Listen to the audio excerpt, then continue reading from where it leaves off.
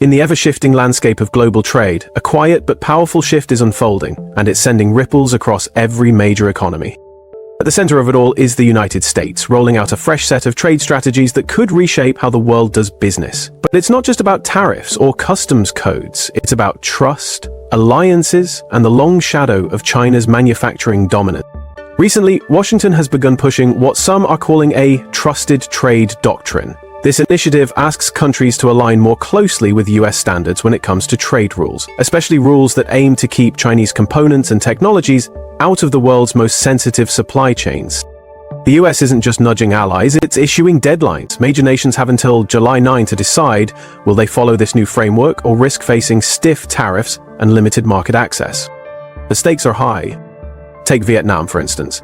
It has already signed a tiered tariff agreement that essentially taxes goods more if they contain too many foreign or specifically Chinese components. India's in the middle of heated negotiations.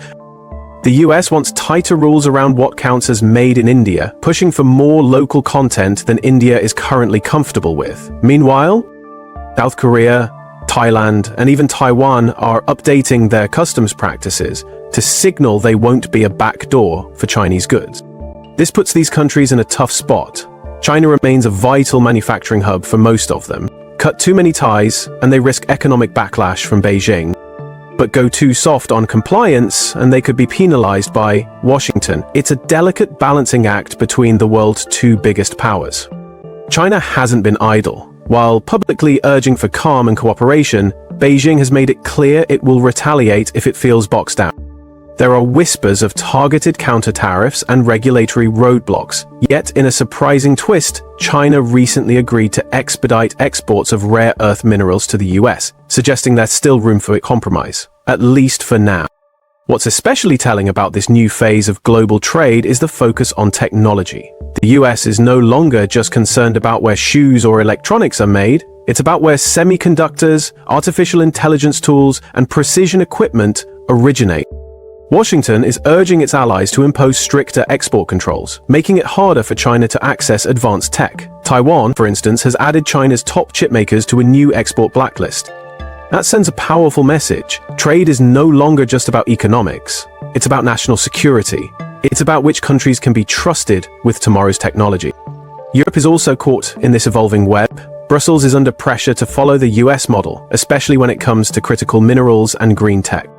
But Europe also has deep investments from Chinese firms and is a major importer of Chinese electric vehicles. Aligning too closely with the US could strain those ties and provoke a sharp response from China. What we're witnessing is a new map of global trade being drawn. Countries are being asked to pick sides or walk a narrow path between them. Trusted trade isn't just a buzzword, it could become a dividing line between two spheres of economic influence.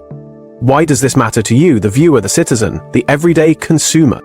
Because the ripple effects are already beginning to reach all of us. If supply chains shift away from cheaper Chinese manufacturing, the cost of smartphones, laptops, and electric vehicles could rise. If export controls get tighter, global innovation might slow down or be redirected to safer but more expensive routes.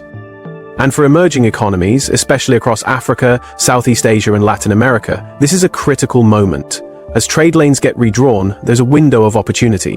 Nations that can adapt quickly, upgrade their infrastructure, and offer trusted alternatives to Chinese supply chains might see new investment and deeper ties with Western markets. But it's also a moment of caution.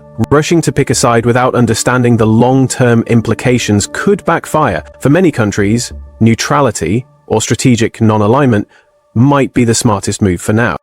As this July 9 deadline looms, the choices made in global capitals could shape the economic future of the next decade. What's happening behind closed doors in Washington, Beijing, Brussels, and Delhi isn't just about policy papers. It's about how the modern world runs and who gets to lead it.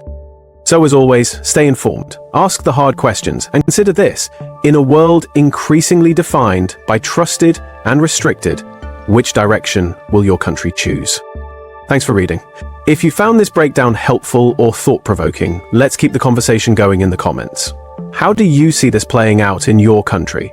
Would you choose to align with the US, keep ties with China, or try to stay neutral in this new economic battleground? Hit that subscribe button if you want more honest, globally minded analysis like this. And until next time, keep your eyes open and your mind sharp.